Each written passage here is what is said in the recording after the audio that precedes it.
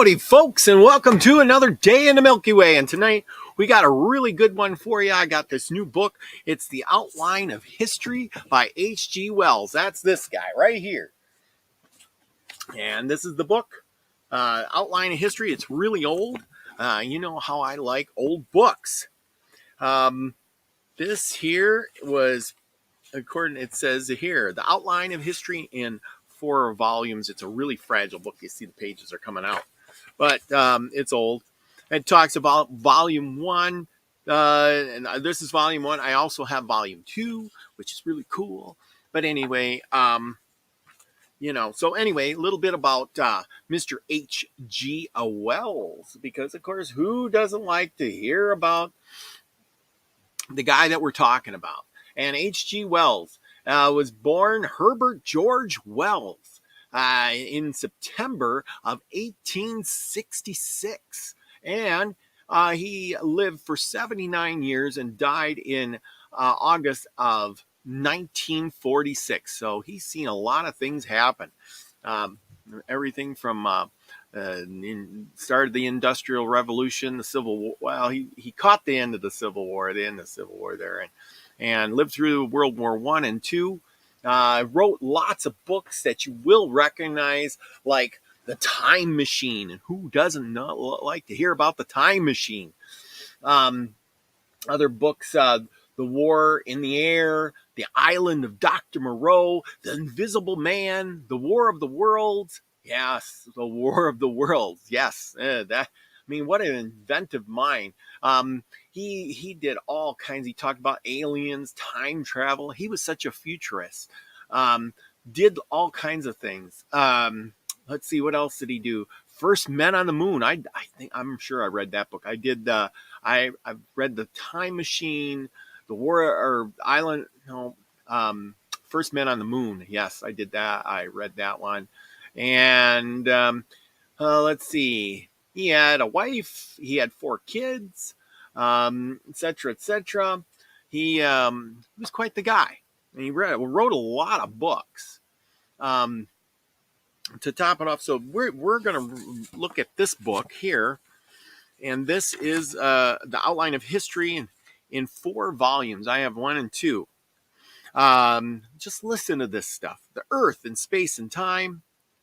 The Record of the Rocks, Natural Selection and Changes of Species, Life and Climate, Age of Reptiles, Age of Mammals, Submen and Men, Neanderthal Men, and an Extinct Race. Later, Neolithical Man in Europe, The Races of Mankind, The First Civilizations, Sea Peoples and Trading Peoples, Gods and Stars, Priests and Kings, Serfs, Slaves, Social Classes, and Free Individuals, the Hebrew Scriptures and the Prophets, the Aryan-speaking peoples of prehistoric times, the Greek thought in relation to human society. Well, like I said, this is quite the book. I haven't really looked at it much. This was published in 1920. It says copyright 1920, 21, and 22. This is not a first edition. I wish it was. It goes in and talks about all kinds of stuff in the introduction. And we are going to go talk about a few things. Let's just start out at the beginning. We could do a number of shows on this, and you'd probably still never think of it. But this is a guy who wrote about our outline of history back, 100 years ago. What did men 100 years ago think of history? You got to wonder about that. Just their thoughts and ideas, what the future would bring, or what they knew of history. And besides that, they didn't have the internet just to look it up. Well, and it starts out with the Earth in Space and Time. Let's just dive right in. We got a few minutes. Thank you all for coming. I appreciate your time. Thank you for joining me. Hit the like button if you really enjoyed this. And if you don't, well, I guess hit the other side. And just go right ahead. Make sure you're still subscribed. It seems like I'm losing subscribers left and right. And then one day they're back and then they're gone again. So maybe YouTube is pulling some stuff. But we're not worried about that. We're going to just do our thing and read from this. We're going to find out about Earth, space, and time and what H.G. Wells thought about it. The Earth on which we live is a spinning globe. Vast thoughts, it seems to us, and it is a mere speck of matter in the vastness of space. Well, I guess that could be assumable in that point of the thing, because who wouldn't think that? Space is, for the most part, emptiness. Good observation. At great intervals, there are, in this emphasis, flaring centers of heat and light, and the fixed stars. There are moving about in space, notwithstanding that they all called fixed stars. But for the long time, men did not realize their motion. They are so vast and at such tremendous distances that their motion is not perceived. Only in the course of many thousands of years it is acceptable. These fixed stars are so far off that all they're immensely that they seem to be even when we look at them. Through the most powerful telescopes, mere points of light, brighter or less bright. A few, however, when we turn a telescope upon them, are seen to be whirls of clouds of shining vapor, which we call a nebula. They are so far off that in a moment, millions of miles would appear imperceivable.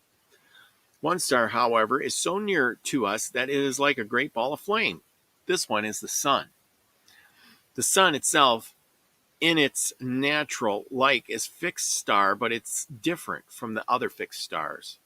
Its appearance, because of its beyond comparison near that than they are, because it is nearer, men have been able to learn something about its nature. It means distance from the Earth is 93 million miles. It is a mass of flaming matter having a diameter of 866,000 miles. Its bulk is 1.25 million times the bulk of our Earth. These are difficult figures for the imagination. Maximum at the sun is a muzzle velocity impaired. It would take 7 years to reach the sun. Wow, 7 years from here. And yet, we say the sun is near, measured by the scale of the stars.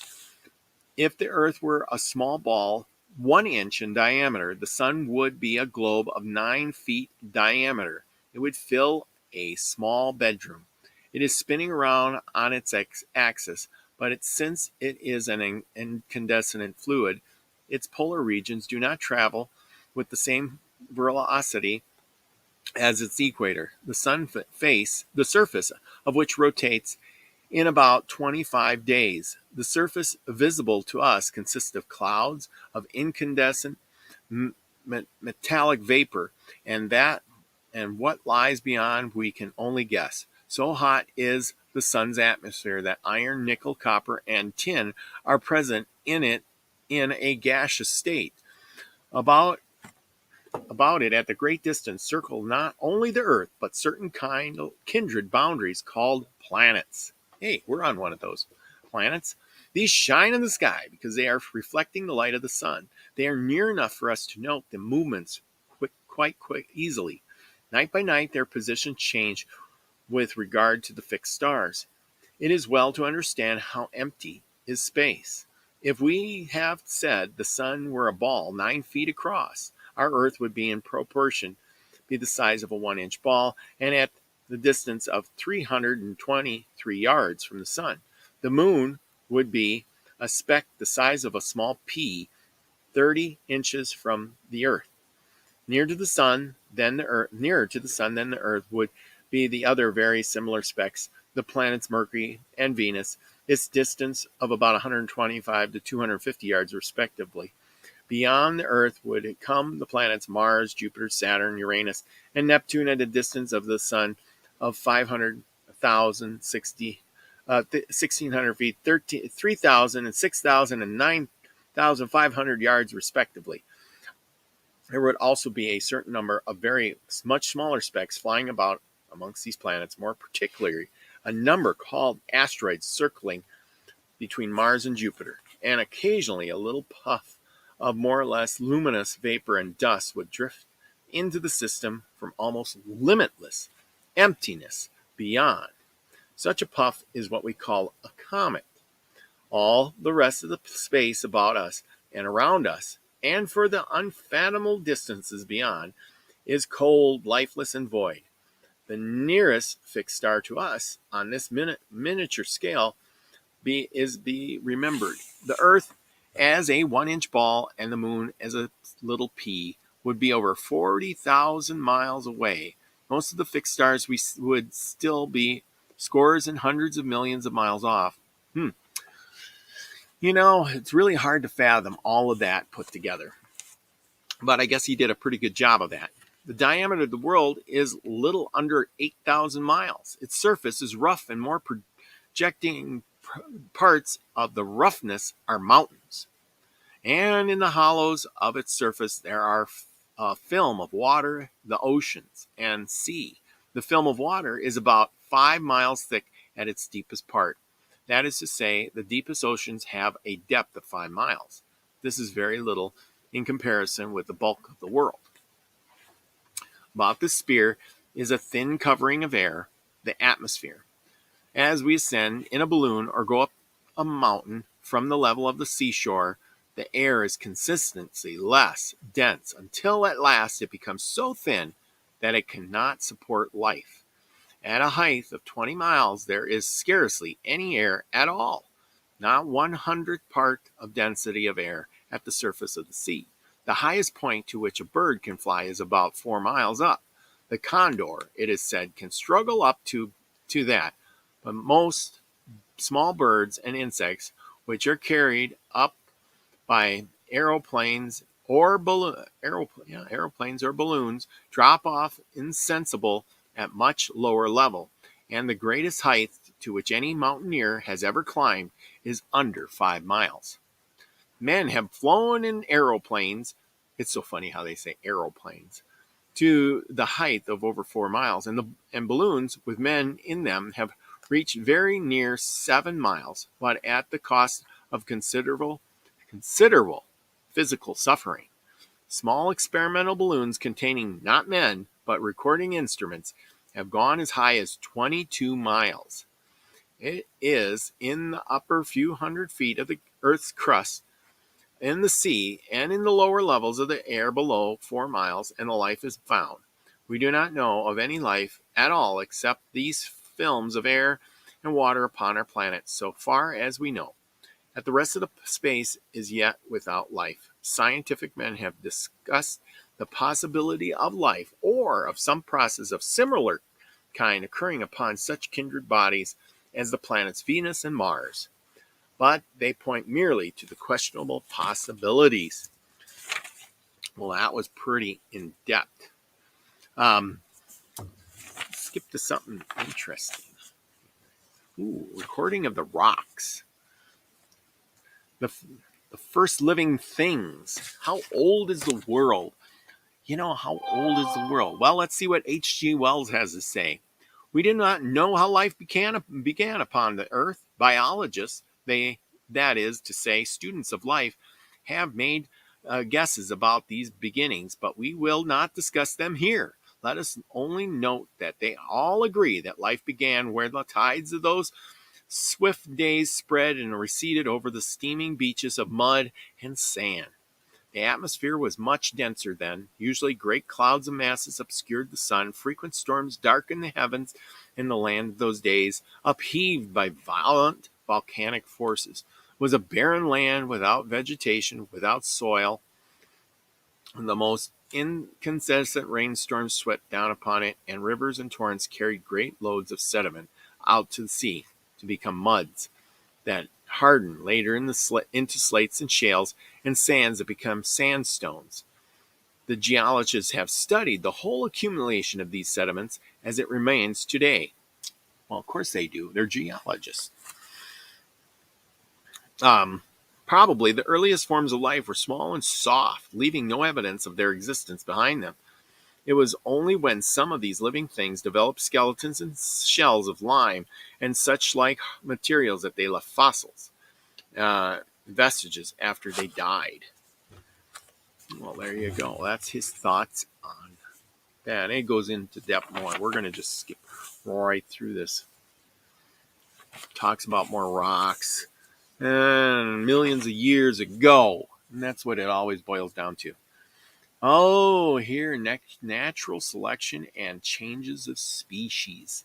Oh, this is called Darwinism, isn't it? Now, here it will be, well, to put plainly, certain general facts about the new thing, life that we have creeping in the shallow waters and initial muds of the early Paleozoic period, which it perhaps confined to our planet alone in the immense of space. Life differs from all things, whatever they are, without life. In certain general aspects, there are the most important differences among living things today, but all living things, past and present, agree in possessing a certain power of growth. All living things take nourishment. All living things move about as they feed and grow, although the movement may be no more than the spread of roots through the soil or of branches in the air. Moreover, living things reproduce. They give rise to the other living things, either by growing and then dividing, or by means of seeds or spores, or eggs, or other way of producing young. Reproduction is a characteristic of life. So if you want to know if something's alive, does it reproduce? Well, anyway, I'm getting up there in time. We'll have to review this book a little more. I hope you all enjoy that. Now, remember, on Sunday, September 4th, I will be on Nina the Mystic's show. And this will be after that. So go back and watch that. It's going to be a great show. We're doing Atlantis. And maybe H.G. Wells has something to say about Atlantis. So go check that out. That would be Sunday, September 4th. I'll be on Sunday Live. So check that out. Thank you, everybody, for coming tonight. I really enjoyed doing these shows. This is a lot of fun. I love getting these new books, and I really got some new good ones. I got this book here, which is, I don't know if you can see that. I got to put it back here. No Grid Survival Projects. There's lots of stuff in here. We're just going to have a field day with this. Yes, maybe I'll show you do some projects. Anyway, have a great night. Thank you all for coming. Remember, go out. Be the frequency you want to receive, everyone. I love you all. Peace, everybody.